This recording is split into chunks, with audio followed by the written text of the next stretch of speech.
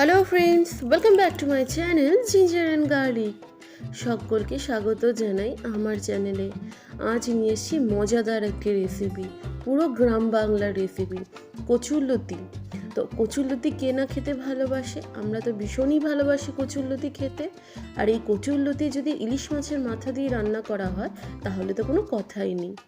আজকে এই রেসিপিটাই শেয়ার করব।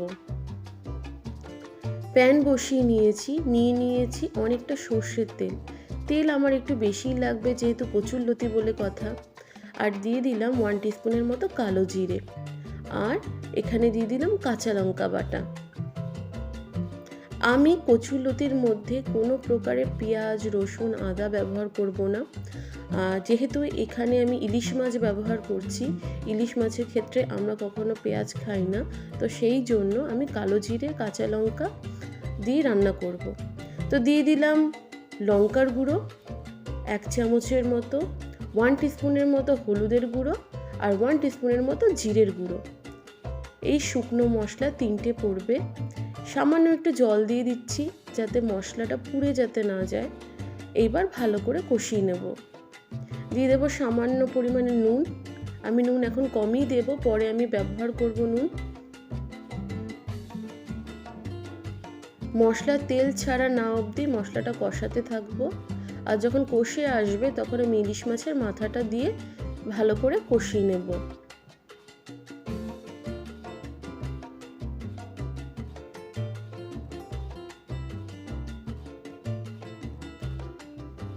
অনেকে চাইলে ইলিশ মাছের মাথা ভেজেও এর মধ্যে দিতে পারে, কিন্তু আমি যেহেতু মশলাটার সাথে ইলিশ মাছের মাথাটা কষিয়ে নিচ্ছি, তাহলে এর মধ্যে কোনো অসুবিধে হবে না বা কোনো আষ্টে গন্ধ থাকবে না। আমি এর মধ্যে 4টে কাঁচা লঙ্কা দিয়েছি।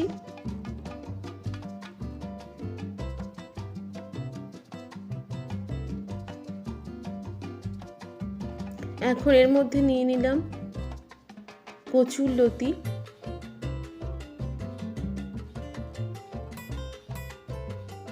এবার এই কচুরলতি, ইলিশ মাছের মাথা, এই যে মশলা, পুরোটাকে ভালো করে মিশিয়ে নেব।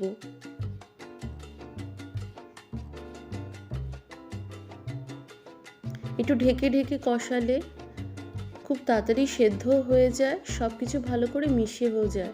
তো এই জন্য আমি ঢেকে দিয়েছিলাম।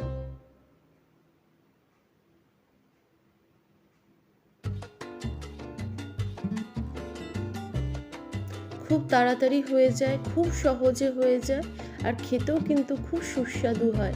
আমি সবাইকে বলবো একবার হলেও প্লিজ ট্রাই করবেন এই কচুরলতি।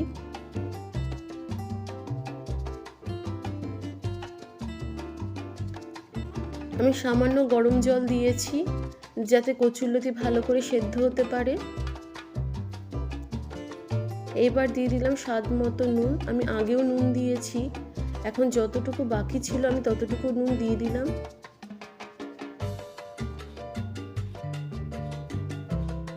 কচুরলতি ভালো করে সেদ্ধ করে নেব, ঝোল যাতে না থাকে সেটার দিকেও খেয়াল রাখবো। ঝোল পুরো টানিয়ে নিয়েছি, কারণ কচুরলতিতে ঝোল ঝোল ভালো লাগে না, একটু টান টান কচুরলতি সব থেকে ভালো লাগে।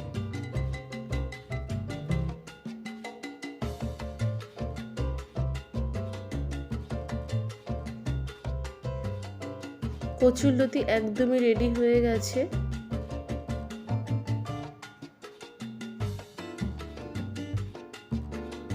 এই যে কচুরলতি একদমই রেডি। বন্ধুরা, যদি আমার এই রেসিপিটি ভালো লেগে থাকে তাহলে অবশ্যই একটা লাইক, একটা কমেন্ট, একটা শেয়ার করবেন। আর যারা পুরাতন বন্ধু আছো তারা প্লিজ একটা লাইক দিয়ে ভিডিওটা পুরো কন্টিনিউ করবেন। আজকের জন্য এইটুকুই। ভালো থাকবেন, সুস্থ থাকবেন।